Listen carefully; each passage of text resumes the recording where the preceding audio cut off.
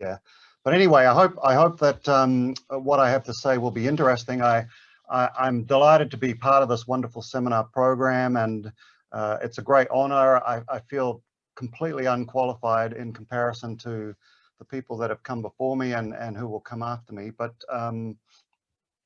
I hope that people might be a little bit interested in what a critical terrorism studies approach would make of this this radicalization discourse.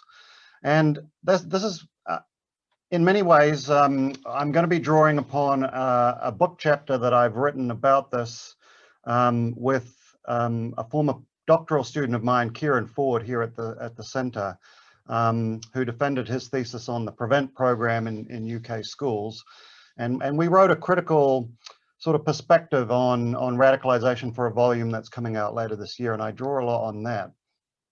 So I would say that the starting point of my comments is that I'm not interested in deconstructing any individual scholars, but I take the radicalisation field as a kind of wide-reaching, powerful global discourse, which is constituted by its own specialised terminology, its models and theoretical assumptions, an increasingly large body of published research, a kind of network of recognised experts, a number of national and international, de-radicalisation or CVE or PVE programs, a series of institutions and actors, huge amounts of investment, and no small amount of media and political speech that goes along with this. So I'm looking at it from that broader perspective, and I want to just raise some concerns and critiques from a CTS perspective. And one of the things that occurs to me in the light of Professor Kassim's comments is that within this particular field, unfortunately, I would say the radicalization language and the extremism language are used interchangeably, and in many ways, we can see a kind of evolution where de-radicalization and counter-radicalization was the key concept, but that's kind of morphed into countering violent extremism and preventing violent extremism, and the two are used. These different terms are used interchangeably. I mean, there's obviously a great deal of value, as Professor Kassim has pointed out, in trying to delineate them and keep them conceptually distinct. But I think in the broader discourse, the problem is that they are not. So I just want to briefly touch upon, in the very short time that I have, some conceptual or epistemological problems with the whole radicalization discourse, and then some sort of practical, maybe scientific problems, and then talk about one or two sort of ideological and ethical consequences that we see. And I am thinking here about radicalization not just as a concept, but as a series of practices as well. So if it's a kind of scattergun approach, it's because I'm trying to also raise some critical questions about the practices that flow out of this particular discourse. So first of all, I obviously don't need to go into this at all, but a central problem with this discourse is that the term radical is quite subjective, and what's deemed radical is largely determined by the historical and political context, and what's radical at one time might not be radical later on or elsewhere. So, I mean, we've talked about the suffragettes, but we might also talk about during the Cold War when different groups were supported by the United States, like the Contras and the Mujahideen, who would clearly fit this notion of radicals. So, and then, I mean, if we think about radical pacifists or radical anarchists, radical feminists, radical free marketeers, radical Islamists, radical environmentalists, it's clearly a kind of contested concept. And as Professor Kassim has already said, the reality is that in some situations, radicalism is a highly desirable characteristic. So it's a kind of a problem for the discourse from the very beginning when one of its central concepts and assumptions is suspect. And this leads on to kind of the implicit delineation that occurs within the broader discourse between moderate and radical. They kind of constitute each other. And in virtually all models of radicalization, moderation remains the undefined departure point from which an individual sets out along a path of radicalization. But few have attempted to define what the moderate in fact entails, even though it's a binary opposite of the extreme. And it lacks analytical precision and most often contains compromises and a kind of a deep politics. I mean, we've seen, for example, questions around Black Lives Matter and whether or not that's radical or whether the state police response to that could be considered extremist. So once again, a constitutive element of the discourse of radicalization, moderation, can be showed to be, kind of vague and indeterminate, contingent, and sometimes contradictory. And if it's not possible to define the moderate, how can its opposite, the radical, be defined? And if there's no clear line that distinguishes, notwithstanding Professor Kassim's presentation a few minutes ago, what distinguishes moderate beliefs, behavior, and violence from radical beliefs, behavior, and violence, then how is it possible to construct a model of the radicalization process? I think there's another problem here that critical terrorism studies scholars would raise, and that is the question of whether radical ideas actually cause violence. I mean, famously, Mark Sedgwick described radicalization as what goes on before the bomb goes off. And this, reflects a widespread assumption within academia and society more widely that radical ideas are causally linked to violent actions. And it's kind of axiomatically assumed within the broader theories and models of radicalization that radical or extreme ideology makes an individual more willing to support or to engage in violence. But again, there are kind of question marks around whether this stands up to scrutiny. At the very least, there's no logical connection between radical ideas and violence, given that radical pacifists are avowedly non-violent. More importantly, research from terrorism studies casts a great deal of doubt on the purported link between ideology and violence, demonstrating, for example, that ideological commitment in individuals often results from engaging in collective action rather than being a precursor to it. And individuals join or leave radical movements for a variety of reasons, often unrelated to ideological belief. Kunani, alongside others, notes, and I quote, "There's no empirical evidence of a causal link between extremism and violent extremism." So yeah, again, this is kind of problematic, and it relates to the next question, which is the overemphasis on extreme ideology. The cognitive radicalization idea has been heavily emphasized. And apart from the lack of evidence in terms of clear causality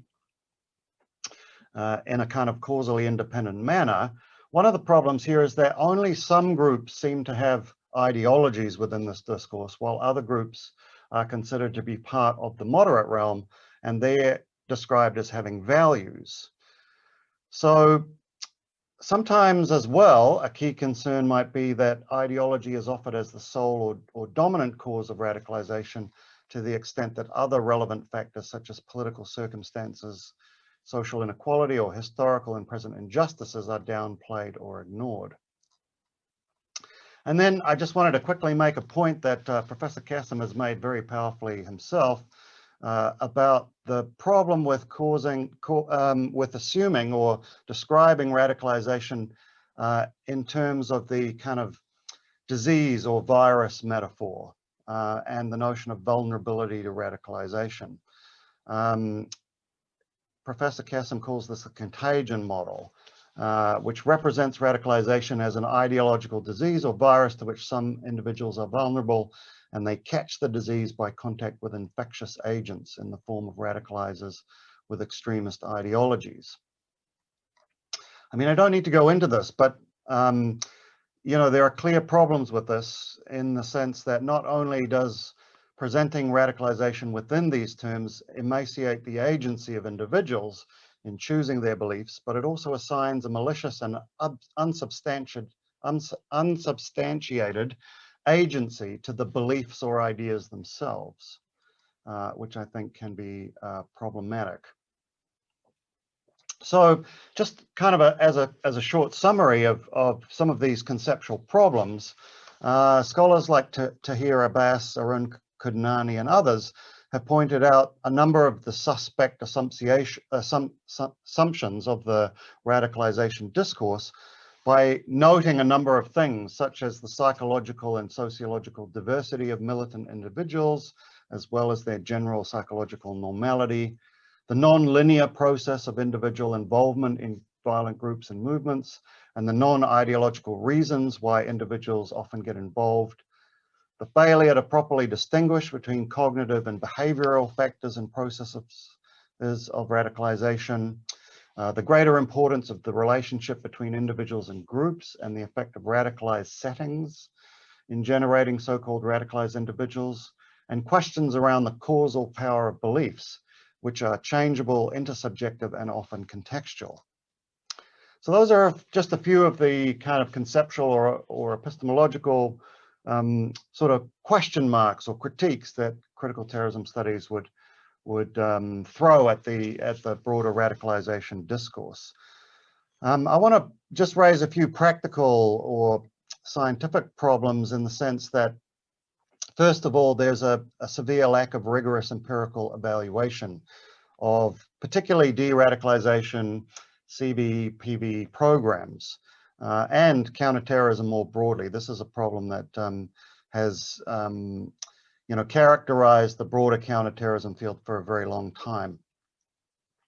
I think I don't need to go into detail about how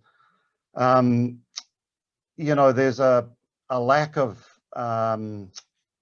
clear indicators that have been scientifically developed for radicalization. And again, to keep quoting Professor Kassem,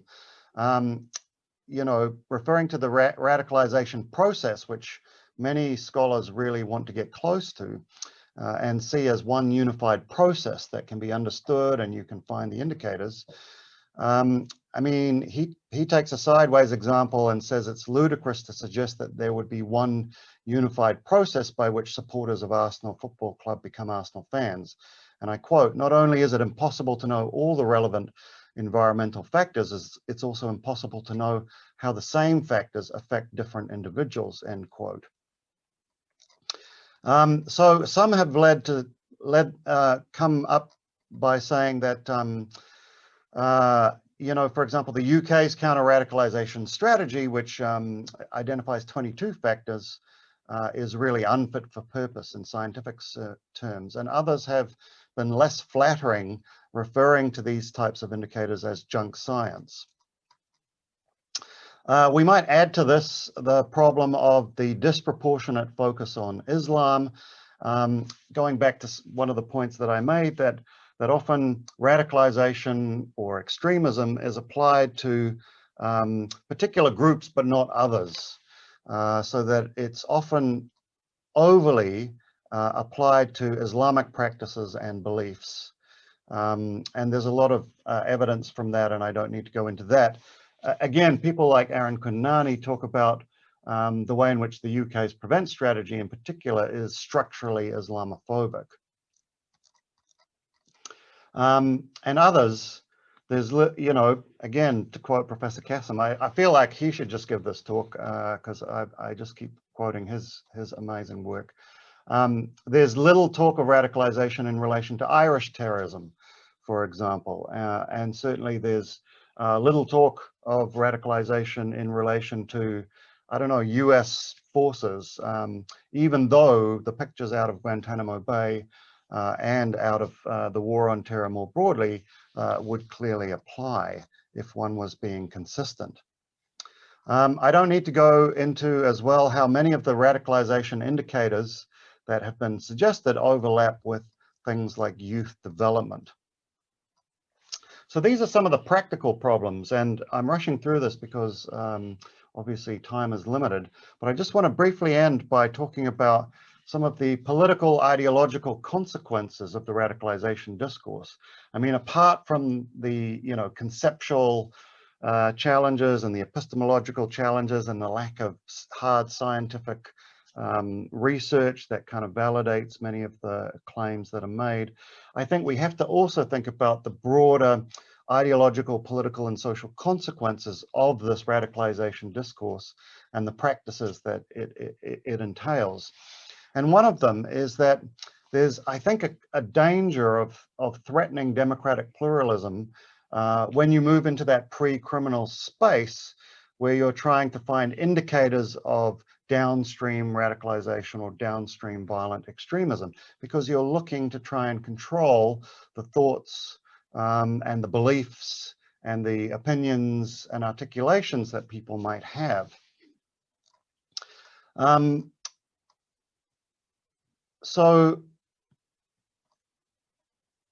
I think another key problem here is that, and that it's directly related to this, is that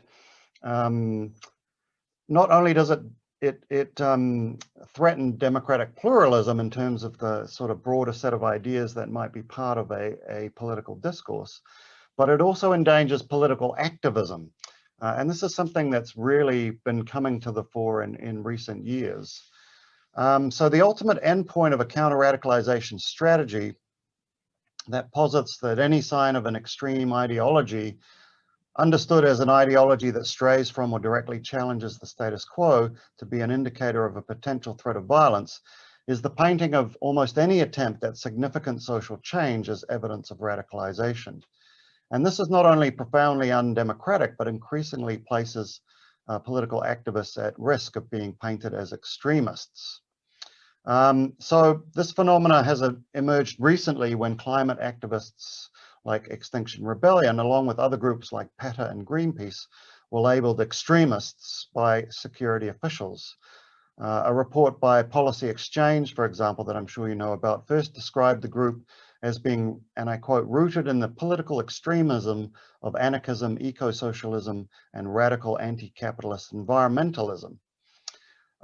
Later, the group Extinction Rebellion, alongside other non-violent protest groups, was listed alongside neo-Nazis and jihadists as examples of extremists within counter-terrorism documents. In other contexts, groups like Black Lives Matter have similarly been labeled as examples of violent extremism. In 2017, the FBI Counterterrorism Division started referring to, and I quote, Black identity extremists in relation to activists in Charlottesville protesting about police killings. And in a report, the FBI warned that this movement posed a growing domestic terrorism threat. So this flows out of the directly flows out of the logic and assumptions of the radicalization discourse. And there's little doubt that it has damaging effects on democratic participation in political activism. Finally, I'd like to talk about a sort of critique that comes from a Foucaultian perspective. And here I'm referring to Neil Agarwal and Mohammed Elshimi's articles in Critical Studies on Terrorism journal, where they talk about the way in which many of these de-radicalization or counter-radicalization PVE, CVE programs have a profound impact on individual agency, autonomy, and subjectivity. So the ways in which, based on the notion that bad thoughts inside people's minds cause bad behavior, and that there is a need to regulate people's thoughts, they constitute a form of epistemic, or we might call it ontological violence. Specifically, most de-radicalization programs entail what Agarwal talks about as mental discipline and punishment, and the attempt to instill self-governance through non-violence and religious rehabilitation.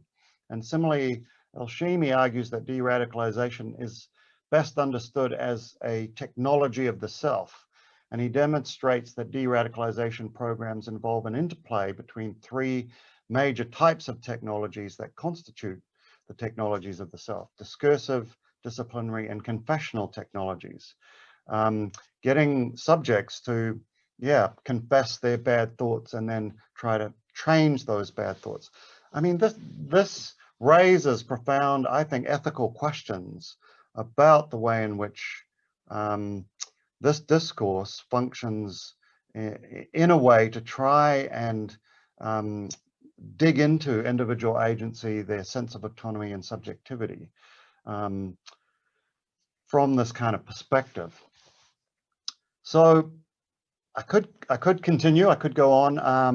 I think there are interesting questions around a decolonial critique, which looks at the way in which the very terms used, terrorist, extremist, radicalization, violence, and so on, inherently racialized concepts and fit into a kind of colonial form of thinking, and the way in which the institutions of white supremacy, Western state militaries, police forces, publics who support, forms of extreme violence, are not typically described in these terms or made to fit into this discourse, but other groups are, particularly Muslims.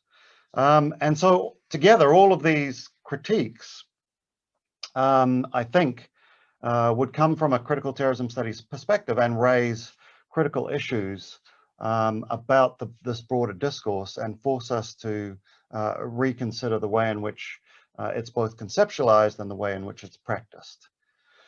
And I'll leave it there and invite any questions or comments.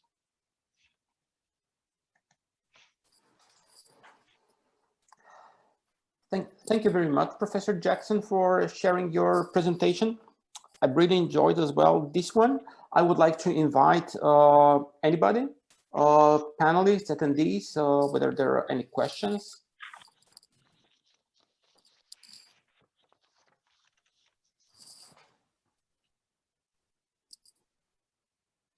I think Laura has a question. Okay, Laura, the floor is yours. Thanks for your talk, Richard. I think that's really interesting. You've touched on a couple of issues that I'm quite worried about, and this is, the sort of politicizing and the use and the misuse of the concepts and terms in order to push forward generally a conservative agenda. And I think that that's often played out in secondary terms through the media to then reinforce this worry that people have and to keep people in line.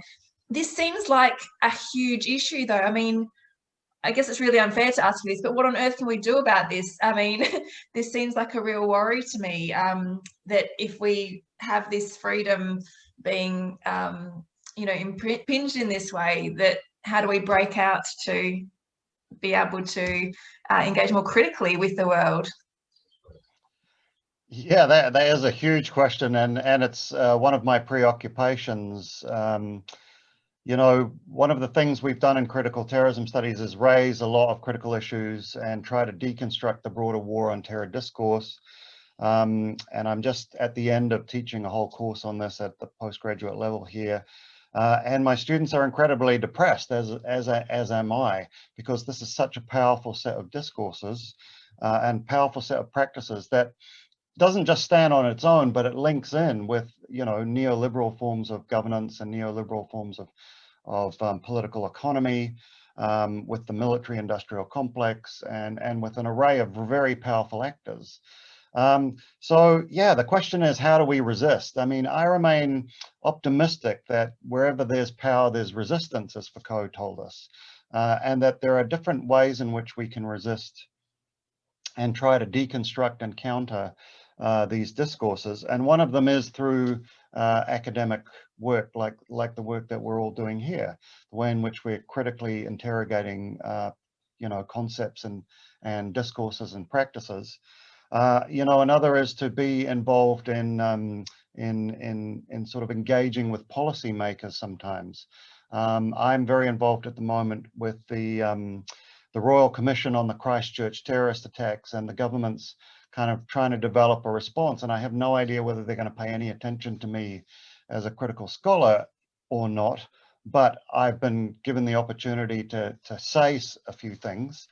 I think media work is important.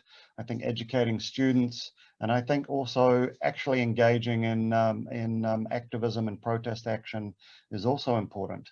There's also, you know, a role for yeah, creative forms of kind of media-based resistance. You know, I don't know if you know the Yes Men and the kind of critical interventions they make politically. But yeah, so I think there's a whole series of things, but I would say the one thing to do is not lose hope, but continue to fight the negative consequences of these discourses. Thank you very much, Professor Kassam. Hi, thanks. That was great. I want to kind of contrast two interpretations of what you were saying, a kind of more radical and a less radical interpretation. So one thought might be that when radicalization is understood as, you know, the process of becoming an extremist or something like that, that of course there's a kind of confusion there between radicalism and extremism, and that we should be skeptical about this discourse because of that basic confusion. So one response to that might be to say, well, okay, let's just give up the label radicalization. Let's find some other label to describe the process or processes of becoming an extremist in some one or other senses. So let's talk about extremization, right, or something like that. So then I suppose my question is, would that address your concerns, or would you want to go further and say that that the concern isn't just about the misuse of a label, but that we shouldn't be thinking at all in terms of, you know, pathways or routes or processes leading from some starting point to an end point, which consists in being an extremist? Yeah, great question and very challenging. I suppose my answer goes to a much deeper critique, and that is that the problem, as I see it, is not ideology or extreme beliefs, but the willingness to use violence. And to me, this is the fundamental issue. And this poses a huge issue because, to be honest, almost everybody is willing to use violence. There are hardly any pacifists that I know. And so the problem here is, how do, you know, can we create a coherent or epistemologically sound process by distinguishing between good legitimate violence and bad illegitimate violence? I'm not sure that such a distinction is possible. And so therefore the problem, you break the problem wide open, because I think the only way to think about this is to say, well, it's not just how do non-state dissident actors come to use violence, but how do healthy, normal people join the military? How do normal politicians, like I remember when Prime Minister May, in arguing against Jeremy Corbyn, said, yeah, a leader should be willing to drop the nuclear bomb. Now, to me, that's a pure example of an extremist, a violent extremist. But within our broader discourse, we would never characterize that position or that person as an extremist. And that's because the broader process, one of the broader functions of this discourse is to maintain a distinction between our good violence and other bad forms of violence that that we disapprove of. So someone being radicalized by 9/11 and joining the US Marines to go and kill Muslims in Afghanistan, that's a good radicalization, although we wouldn't even call it that. We would call it patriotism or something. But someone, you know, in Israel being radicalized by the bombing of Gaza and then going out and trying to kill a soldier, that's a bad kind of radicalization. I mean, these raise fundamental questions. And to me, I would prefer the scientific research to be focused on what makes people willing to use violence, and then apply that consistently, and do a deeper investigation into the status quo and how the status quo is implicated in that. I mean, one of my theories is that non-state actors try to imitate the state, they see the state using violence and they think, why should they be the only actor? I mean, if it's okay for police to shoot people, if it's okay for soldiers to shoot people, if there's all these good forms of violence, why can't I use violence for my own purposes as well? And I think, yeah, that's one of the fundamental problems of the de-radicalization programs, is because a lot of it is do as I say, not as I do, et cetera, et cetera. So yeah, I don't know if that answers your question, but I would focus on the violence. I mean, one of the things that I remember very clearly is when I met a former loyalist from Northern Ireland who said he's still 100% committed to his cause, but he now no longer believes that violence is right. And he'd gone to prison for the murder of 3 people. And he said, you know, I've renounced violence, but I still have all my ideological beliefs intact. And that suggests to me that it's not the extreme ideology as such, but there's something else going on that makes people willing to use violence, and that's where we should be focusing.